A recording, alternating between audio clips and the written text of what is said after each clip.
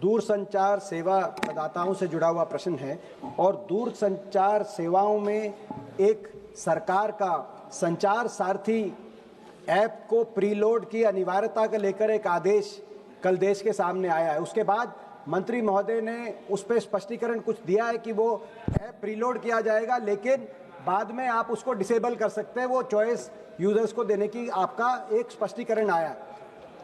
लेकिन क्योंकि मैं स्वयं कंप्यूटर साइंस बैकग्राउंड से, मैं सॉफ्टवेयर इंजीनियर के बैकग्राउंड से हूं, जब सिस्टम के अंदर प्रीलोड की रिक्वायरमेंट होगी तो डिसेबल करने के बाद भी सारे फीचर्स डिसेबल होंगे कि नहीं होंगे, किसी यूजर्स को ये बात पता नहीं चलेगी।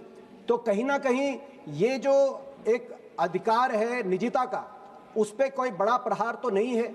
कहीं ये जो स्नूपिंग के प्रश्न उठ रहे हैं पूरे देश में, इसको लेकर सिविल राइट्स एक्टिविस्ट से, कंप्यूटर साइंस एक्सपर्ट से, उनको लेकर मंत्री महोदय क्या कुछ कहना चाहेंगे? मैं दीपेन जी को उनके प्रश्न के लिए मैं धन्यवाद अर्पित करना चाहता हूं कि उनके प्रश्न के द्वारा सदन के पटल पर और देश की जनता के समक्ष में सारे तथ्य रखना चाहता हूं। सर, दूरसंचार का क्षेत्र एक बहुत बड़ा माध्यम है लोगों को विश्व के साथ जोड़ने का, और आज देश के अंदर हमारे 1 बिलियन यूजर्स हो चुके हैं सर। लेकिन जहां सकारात्मक उपयोग भी किया जाता है, ऐसे कई तत्व हैं जो इसका नकारात्मक उपयोग भी करते हैं। और सरकार का दायित्व तो होता है कि देश की जनता और हर नागरिक को उस नकारात्मक प्रयोगों से हम लोग और तत्वों के से हम लोग जोड़ पाएं और सुरक्षित रख पाएं। इसी सोच के साथ संचार साथी पोर्टल की हमने शुरुआत की थी सर 2023 में, और संचार साथी ऐप का प्रयोग हमने 2025 में हम लोग ने शुरुआत किया। अब संचार साथी क्या है? संचार साथी एक ऐसा ऐप है जिसके आधार पर, जन भागीदारी के आधार पर, आज देश की एक एक जनता और नागरिक अपने आप को सुरक्षित रख सकता है फ्रॉड से, स्टोलन मोबाइल से, अपने स्टोलन मोबाइल को रिकॉर्ड कर सकता है, रिपोर्ट कर सकता है।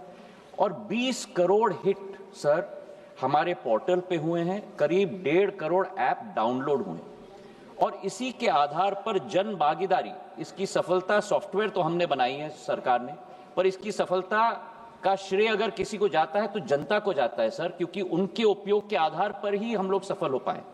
और आज मैं रिकॉर्ड पे रखना चाहता हूं कि इस ऐप और पोर्टल के आधार पर 1.5 करोड़ मोबाइल कनेक्शन देश के अंदर डिस्कनेक्ट हुए हैं जो फ्रॉडुलेंट हैं, क्योंकि जनता ने रिपोर्ट किया है।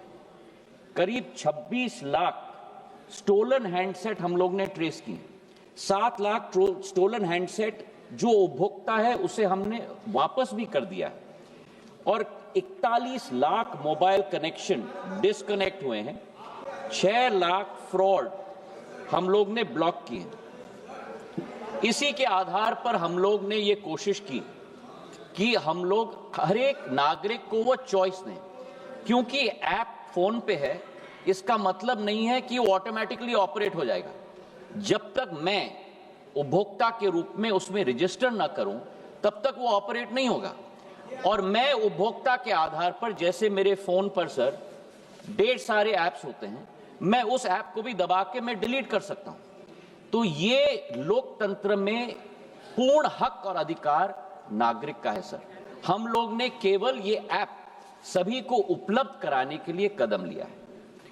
लेकिन फिर भी मैं सदन के पटल पे भी कहना चाहता हूं, हमारा कोई हट नहीं, इसकी सफलता का प्रयोग जनता के आधार पर हुआ है।